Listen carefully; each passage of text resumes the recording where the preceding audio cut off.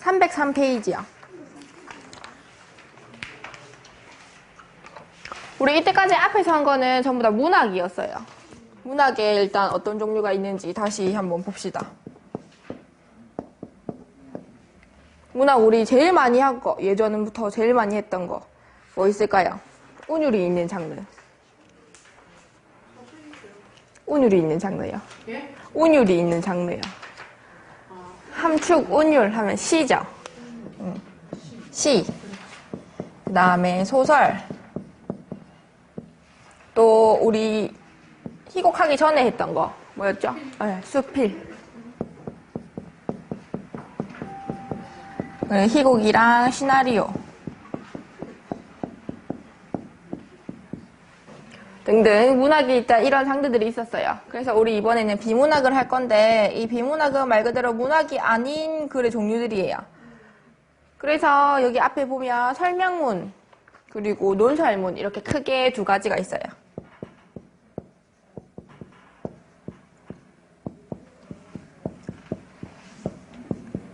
그 외에도 뭐 많습니다. 뭐 기사문도 있고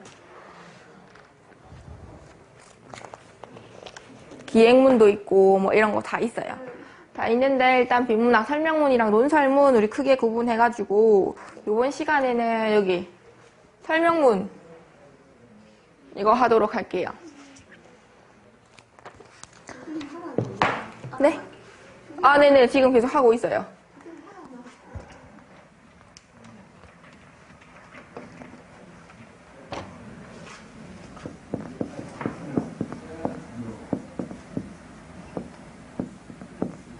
설명문 하면 글은 글인데 설명하는 글.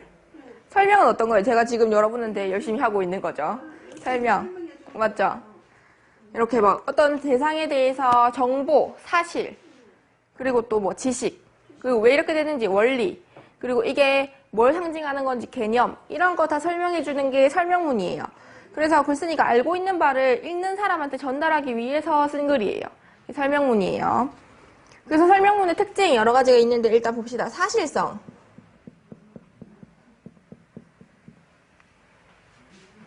정확한 정보나 정확한 지식에 기반을 두고 설명을 해야 되죠.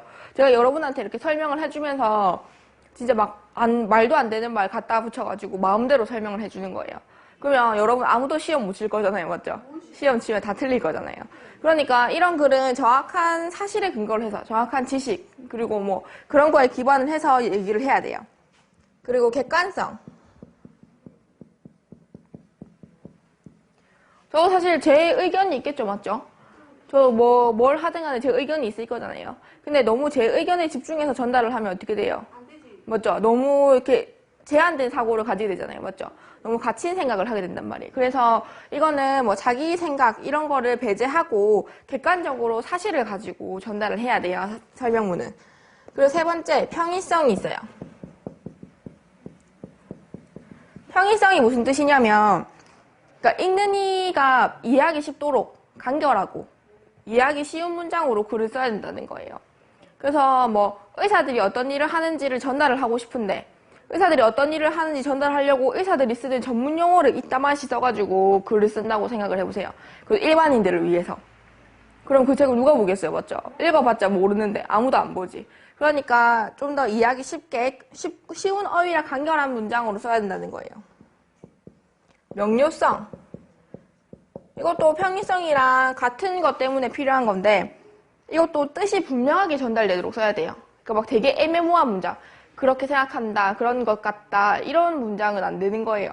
그러니까 기면 기고 아니면 아니게 이렇게 딱 떨어지게 써줘야 설명문이 우리가 보고 아 이게 이렇구나 하고 이제 정확한 사실이라고 생각해서 받아들일 수가 있는 거예요. 그리고 5번 체계성. 체계성은 뭐냐면 일단 어떤 규칙에 따라서 일정한 원리에 따라서 차근차근 정리를 해가지고 글을 써야 된다는 거예요. 글을 쓸 때 뭐 사람 신체 구조가 어떤 거에 대해서 글을 쓴다 이렇게 했을 때 뭐 한쪽은 눈 설명했다가 갑자기 발 설명했다가 뭐 혈액이 어떤 건지 설명했다가 막 이렇게 막 중구난방 왔다 갔다 하면 사람들이 자기가 원하는 걸 어디에 읽어서 찾을 수 있는지 잘 모르겠죠. 그리고 이게 어떻게 구성되어 있는지 이해를 할 수가 없잖아요. 그래서 보통 쓸 때는 일정한 규칙을 가지고 써요. 그래서 보통 뭐 신체에 대해서 쓴다 하면 바깥에 있는 거 보고 조금씩 안쪽에 있는 거, 더 작은 기관 이런 거에 대해서 설명을 한다든지 아니면 위에서부터 끝으로 내려가면서 쓴다든지 이런 방법들을 쓰는 거예요. 그래서 체계적으로 정리를 해서 써야 이제 설명문이 조금 더 사람들이 알아보기 쉽다는 거예요. 그래서 설명문은 이런 5가지 특징이 있어요. 그 설명문은 우리 대체로 보면 처음 머릿말, 그 다음에 본문, 중간, 그 다음에 끝, 맺은말 이렇게 돼 있는 3단 구성으로 돼 있어요. 그래서 머릿말에서는 뭐에 대해서 설명할 건지, 그리고 여기서 뭐 어떻게 설명할 건지, 왜 설명하는지 뭐 이런 거에 대해서 이야기를 해줘요. 그리고 본문에서는 구체적으로 설명을 해주겠죠. 본문이니까 구체적으로 설명을 해주고, 그 다음에 끝에서는 여기서 설명한 거를 요약해서 정리해주고, 그래서 이렇게 흘러갑니다. 그 설명문의 전개 방법도 여러 가지가 있는데, 우리가 저번에 잠깐 했던 거예요. 크게 정태적 방법이랑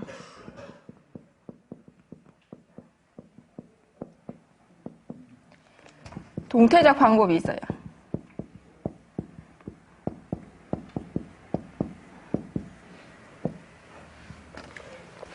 이건 움직임이 멈춰있는 방법이에요.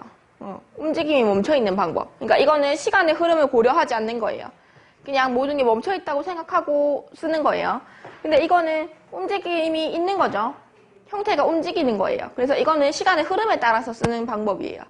그래서 정태적 방법이 훨씬 많거든요. 그래서 일단 봤을 때 여기 정의, 예시, 분류, 분석, 비교, 대조, 설명, 묘사, 논증 이런 방법들이 다 정태적 방법에 들어가는 방법들이고, 동태적 방법은 3가지가 있는데 서사, 과정, 인과 이렇게 3가지가 있어요. 차이 많이 나죠? 정태적 방법이 훨씬 많아요. 훨씬 많은데 일단 봅시다. 우리 정의 이거는 많이 했죠? 정의 백과사전에서 제일 많이 쓰는 방법이라고 했어요. 뭐 이게 볼펜이라고 했을 때 이 볼펜이 어떤 물건을 상징하는지, 어떤 걸 볼펜이라고 부르는지 그 의미를 한정시켜 주는 거, 그 정의라고 했어요. 그래서 뭐 화이트보드의 정의는 뭐 앞에 나와서 글을 쓰기 위해서 이렇게 있는 하얀 색깔 칠판 뭐 이렇게 한다고 했을 때 이제 그런 방법들이 정의라는 거예요. 예시는 뭐예요? 예시는 뭐예요? 예시. 예를 들어서 설명하는 거죠. 맞죠? 그 예시, 어떤 방법으로 예시를 들 수 있을까요?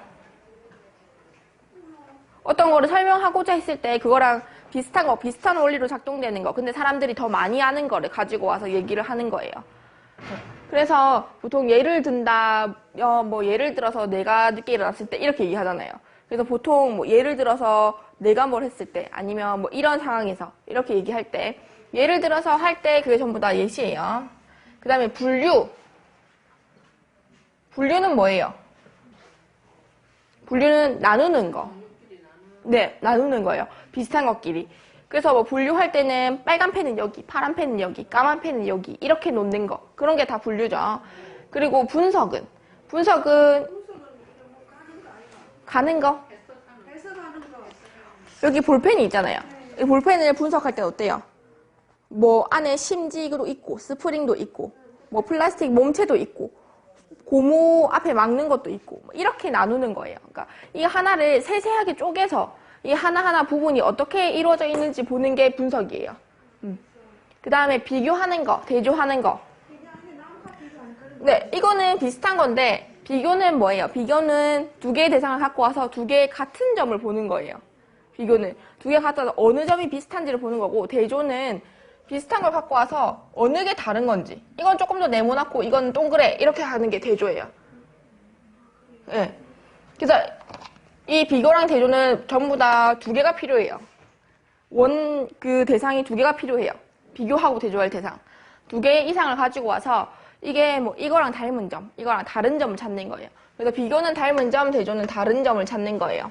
설명하는 거는 뭐 설명을 우리 계속 하고 있으니까 알겠죠? 맞아요. 묘사는 그림 그리듯이 표현하는 건데 외형을 보고 이게 어떻게 생겼다.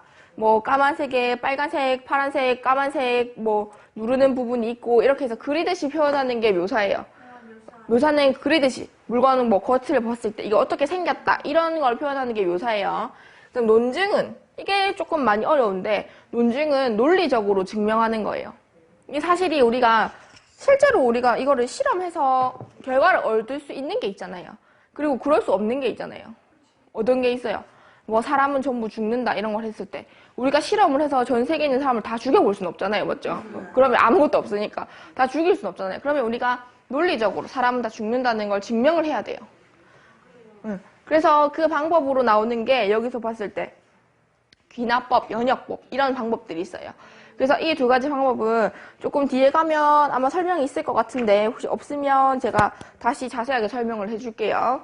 그래서 논증이라는 방법이 있어요. 그래서 이렇게 해서 총 9가지죠. 그래서 이 9가지 정태적 설명 방법이 있어요. 정태적 방법으로 설명하는 게 있고 그 다음에 시간의 흐름을 중요시해서 설명하는 방법으로 동태적 방법이 있다고 했는데 이 중에서 서사는 소설에서 많이 쓰는 거예요. 소설에서는 보통 주인공이 시간이 흐르는 대로 그대로 쓰잖아요. 맞죠? 사건이 심화되고 하는 거. 그 안에 시간이 흐르는 것처럼. 그래서 서사는 일정하게 시간이 흐르는 거에 따라서 행동이나 어떻게 변화하는지를 서술하는 거예요. 시간의 흐름에 따라서.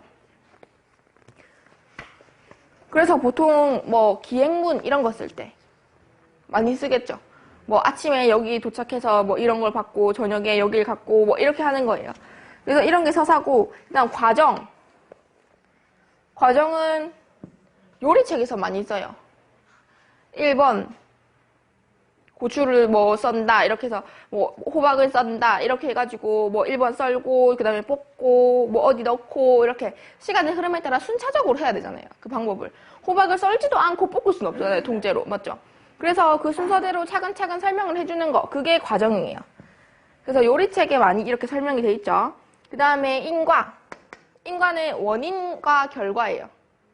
원인과 결과를 줄여서 인과라고 하는데 그래서 원인이 있고 결과가 있는 거예요. 이 결과가 나올 때까지 어떤 일을 했는지에 대해서 하는 거예요. 요번에 검정고시를 통과를 했어요. 아니면 시험에서 80점을 받았어요. 어떻게 80점을 받을 수 있을까요? 공부를 열심히 했기 때문에 80점을 받았어요. 이렇게 되는 거예요. 공부를 열심히 한 게 원인이죠. 그래서 결과는 시험 성적을 잘 받았다. 이렇게 되는 거예요. 원인과 결과. 그래서 이렇게 3가지 방법이 시간의 흐름에 따라서 설명하는 방법이에요. 이렇게 12가지. 좀 복잡한가요? 그래서 이거 나중에 설명문 보면서 우리가 여기 어떤 방법을 썼는지 이런 거 조금씩 볼게요.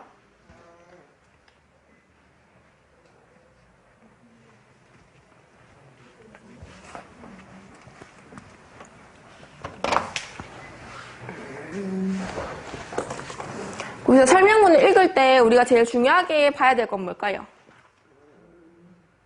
당연히 무엇에 대해서 설명을 하고 있는지를 봐야 되겠죠. 이 설명문이 뭐에 관한 건지. 그래서 이 설명문에서 도입 부분에 당연히 얘기를 해주겠죠. 이거는 뭐에 대해서 설명을 할 거다. 뭐에 대해서 어떻게 설명을 할 거다 얘기를 해주거든요. 그래서 그걸 정확하게 파악을 해야 되고, 그래서 본문이 여러 가지로 나눠져 있을 가능성이 높은데, 이제 그러면 이제 본문 안에서 그 문단, 엔터 치고 이렇게 새로 들여쓰기 해서 시작하는 거 있잖아요.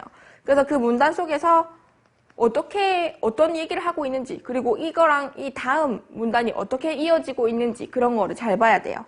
그리고 나서 또 중요한 건 뭐 있어요? 중요한 부분들을 찾는 거죠. 핵심어. 이 문단에서 제일 중요한 단어가 뭔지, 제일 중요한 문장이 뭔지, 이런 건 알면 이제 우리가 설명문에서 어떤 얘기를 하고 싶은 건지 알 수가 있겠죠.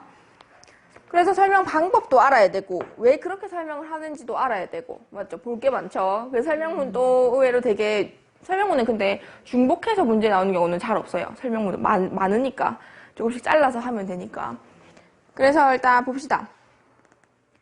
그래서 이렇게 설명문을 이렇게 읽으시면 되고, 논설문에 대해서 뭐 설명은 나중에 하겠지만, 일단 논설문은 자기 주장에 대해서 논리적으로 얘기를 하는 거예요. 그러니까 설명문은 자기 주장이 아니고 그냥 있는 사실을 쉽게 전달을 하는 건데, 논설문은 자기 주장을 사람들한테 납득시키기 위해서 객관적인 증거를 모아서, 근거를 모아서 전달을 하는 거란 말이에요. 그래서 논설문에는 자기 주장이 있고, 그리고 자기가 그 주장을 하는 이유, 근거들이 있어요. 그래서 그런 걸 찾는 데 중심을 두고 읽어야 되고, 설명문 같은 경우에는 이게 어떤 사실을 전달하고 있고, 이 사실이 뭐 어떤 여러 가지 방법을 통해서 전달이 되는지, 이제 그거를 주의 깊게 보셔야 돼요. 논설문은 어때요? 설명문은 독자한테 정보를 주고 싶은 거고, 논설문은 자기 의견을 독자한테 납득시키고 싶은 거예요.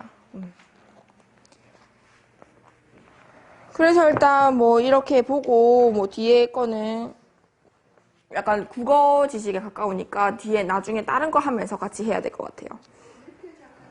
308페이지 다양한 동굴의 세계 볼게요.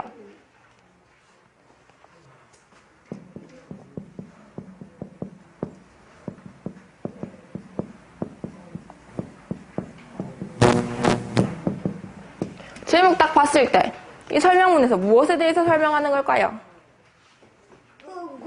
동굴이죠. 다양한 동굴에 대해서 설명을 해줄 거예요. 이 설명문은. 그래서 봅시다. 처음 부분. 땅속의 모양은 어떻게 생겼을까? 물어봤어요. 어떻게 생겼을까? 하고 물어봤어요. 이런 방법. 답은 정해져 있는데 물어보는 이런 방법. 뭐라고 해요? 도치법은 순서를 바꾸는 거예요. 이렇게 답은 정해져 있는데 물어보는 방법.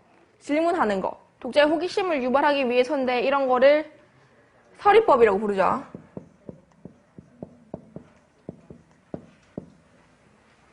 일부러 물어보는 건 서리법이라고 불러요.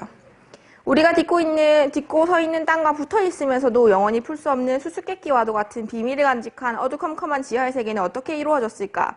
동굴은 바깥 세상에서는 볼 수 없는 신기한 볼거리들이 참 많은 곳이다. 그리고 동굴은 아름답고 환상적인 미지의 세계이기도 하다.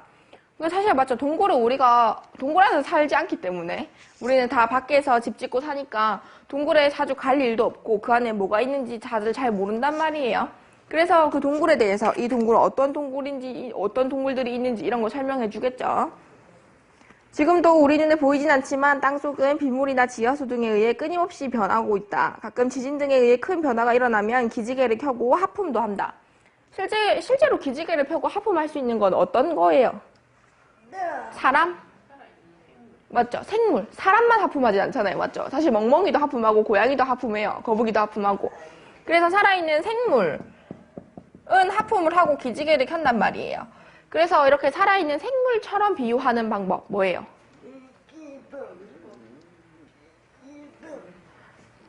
이거는 화류법. 살아있는 동물처럼 비유하면 화류법이고, 사람처럼 노래를 한다거나 슬퍼한다거나 뭐 이런 감정적인 변화들 이런 거 얘기하는 거면 의인법이라고 해요. 여기서는 화류법이 쓰였어요.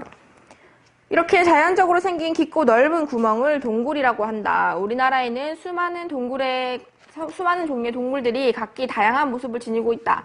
마치 씨름 선수처럼 우람한 몸집을 자랑하는 동굴이 있는가 하면 길이가 몇 미터에 불과한 작은 동굴도 있다. 그리고 가파른 골짜기처럼 생긴 동굴도 있고 긴 터널처럼 쭉 뻗어 있는 동굴도 있다. 이렇게 이런 동굴도 있고 이런 동굴도 있고 이런 동굴도 있다. 쭉쭉 설명해 주는 거. 늘어놓는 거. 설명하는 거예요. 이렇게 늘어놓는 거. 열거법인 동시에 예시죠. 예시를 들고 있다. 이런 동굴도 있고 이런 동굴도 있다라고 얘기를 하는 거예요. 그래서 이렇게 각각 다른 이유는 각 지역의 지질, 땅의 성질이나 환경이 서로 다르기 때문이래요. 이제 동굴의 종류와 특성을 살펴보면서 신비한 동굴의 세계로 들어가 보자. 먼저 동굴은 생김새에 따라 수직동굴, 수평동굴, 경사동굴, 다층동굴로 나뉜다라고 했어요. 나누는 방법 뭐라고 했죠? 분류. 이렇게 이런 종류가 있다 하고 나누는 거 분류예요. 여기선 분류했어요. 그래서 땅속으로 곧장 내려가는 구조를 지닌 동굴은 수직동굴, 옆으로 길게 뻗어 있는 동굴은 수평동굴, 이런 동굴은 이런 거, 이런 동굴은 이런 걸 의미한다라고 정의를 해줬죠. 이런 방법들이 정의예요. 가파른 계곡처럼 경사진 동굴은 경사동굴, 아파트 계단처럼 몇 개의 층으로 이루어진 동굴은 다층동굴이라고 부른다. 그렇다면 어떤 이유에서 동굴의 생김새가 각기 달라진 것일까? 이는 동굴이 생기게 된 원인이 다르기 때문이다. 동굴이 생기게 된 원인에 따라 석회동굴, 용암동굴, 파식동굴로 나뉜다 라고 했어요. 이것도 분류죠. 이렇게 세 가지로 나뉜다고 했어요. 중간 1, 2, 3 있는데 여기서는 석회동굴, 뭐 용암동굴, 파식동굴 이렇게 해서 다 각각 나눠서 설명을 해주는 거예요. 중간이 병렬식으로 구성이 되어 있는 거죠. 그래서 석회동굴은 이름처럼 석회암, 석회수 막 이런 거 있잖아요.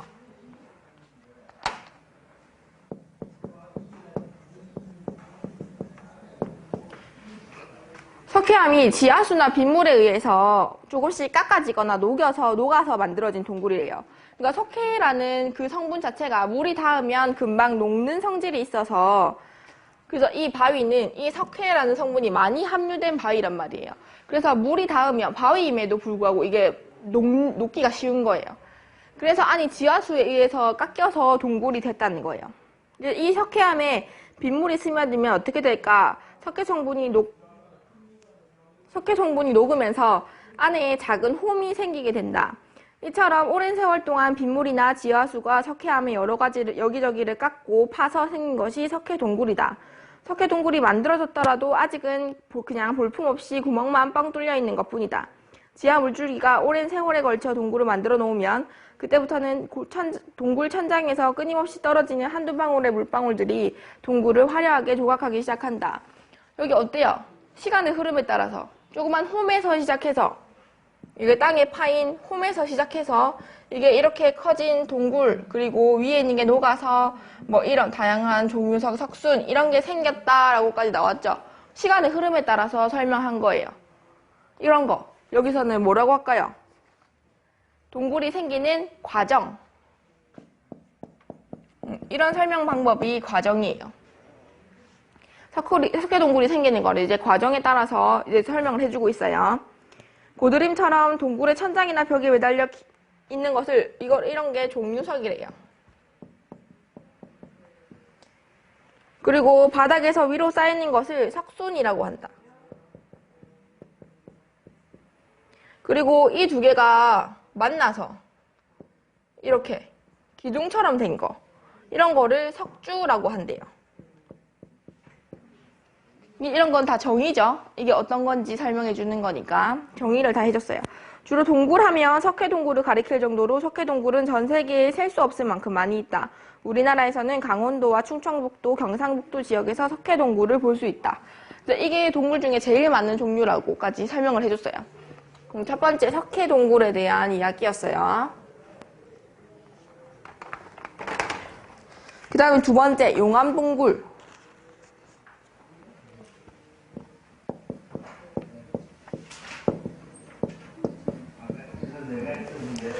용암동굴은 이름에서 짐작할 수 있듯이 화산 폭발로 만들어진 것이다. 화산이 폭발하면 내뿜는 용암이 땅 위를 흘러내리면서 만든 동굴이라서 화산동굴이라고 부르기도 한다.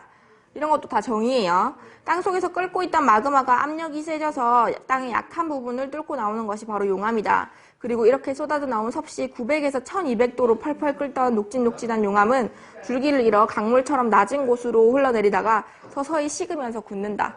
용암은 사실 너무 온도가 높아서 거기서 다 있는 거는 뭐 바위 같은 게 거기 다 녹아 있는 거란 말이에요. 그래서 사실 이렇게 점점 내려다 보면 굳어요. 혹시 용암 뭐 이런 거 영상 보신 적 있어요? 용암 폭발하거나 막 흘러내리는 거. 용암 흘러내리는 거 보신 적 있어요? 막 영상 같은 거. 보면 약간 끈적끈적하게 맞죠? 약간 되게 느리고 끈적끈적하게 흘러내려온단 말이에요. 그게 전부 다 애들이 무거워서 그래요. 거기다가 이제 내려오면 그냥 금방 이제 식으면 이제 좀 까맣게 되고. 진짜 그게 전부 다 약간 뭐 안에 공기랑 이제 접하면 바깥에는 이렇게 딱딱하게 굳는데 그 안에는 아직 그냥 액체인 용암이란 말이에요. 아직 뜨거운 상태. 그래서 계속해서 이제 경사가 있으면 그 앞으로 천천히 얘가 밀려 나가는 거예요. 그때 용암 분출이 멈춰서 더 이상 용암이 공급이 안 되면 뒤쪽 화산체에 가까운 쪽은 용암이 빠져나간 상태 그대로 텅 빈 공간으로 남게 되는데 이것이 용암 동굴이다 라고 했어요. 그러면 어때요? 여기 땅이 있고 이 밑에 마그마가 이렇게 있었어요. 근데 여기 지층이 얇아지면서 여기로 용암이 이렇게 폭발을 하는 거예요. 폭발을 해서 용암이 이렇게 나와요. 그래서 이렇게 흘러가요. 경사를 따라서. 이렇게 막 흘러가고. 그리고 여기 있는 게 다 나가서 한 이만큼 해서 여기가 식었다고 쳐요. 그리고 여기 있는 것도 나가서 이렇게 식고. 그러면 여기는 어때요? 비었죠? 이만큼 있어야 될 용암이 폭발을 해서 다 나갔잖아요. 그럼 여기가 빈 공간이 되는 거예요. 원래 용암이 있던 자리가.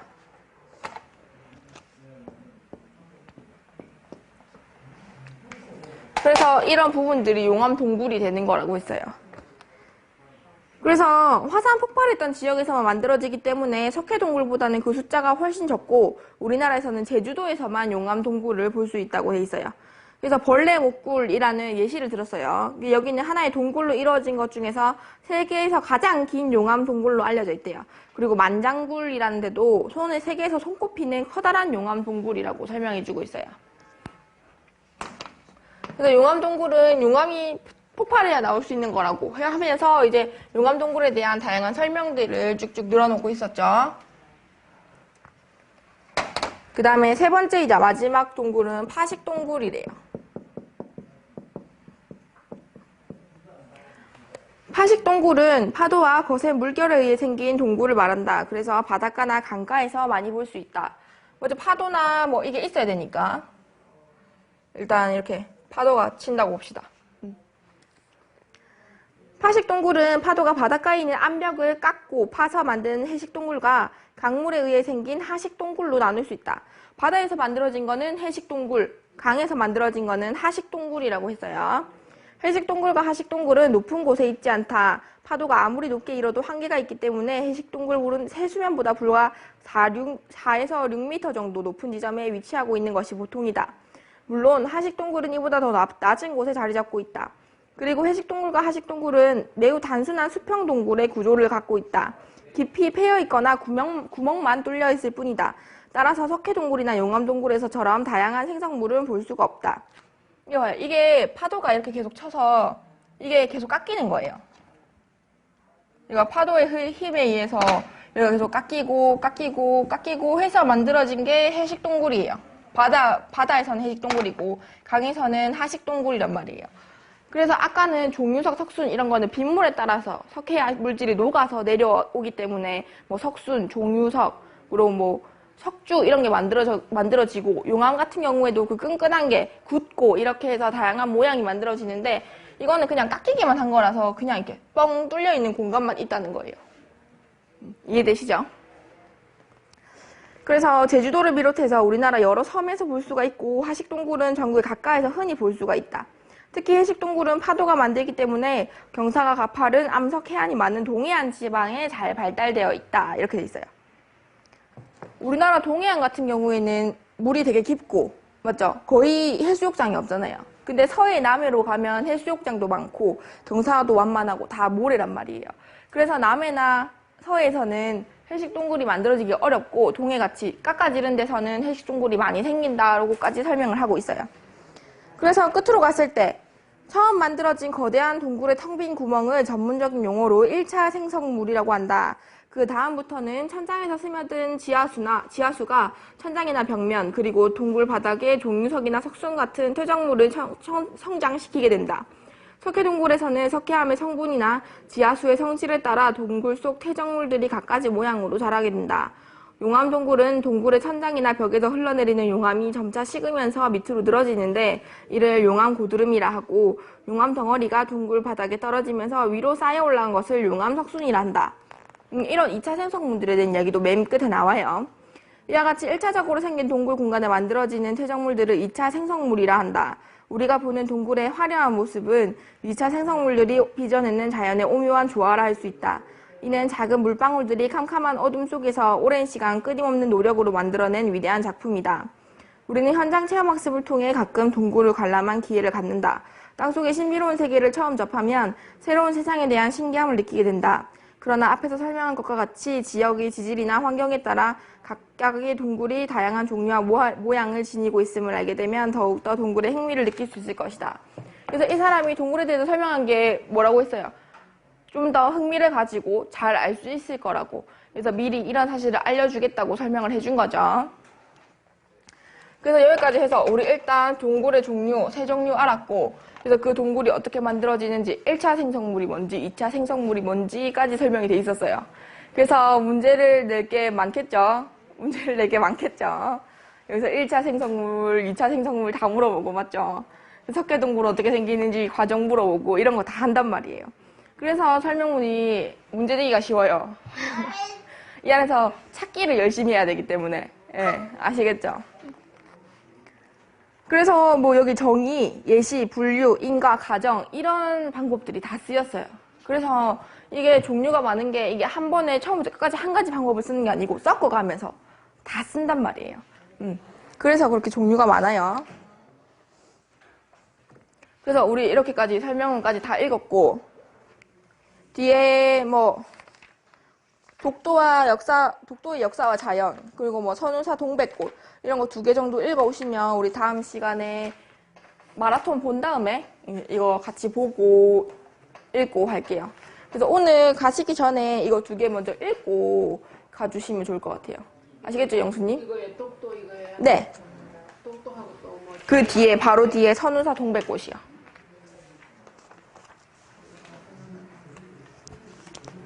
그럼 오늘 수업은 여기서 마치도록 하겠습니다. 수고하셨습니다.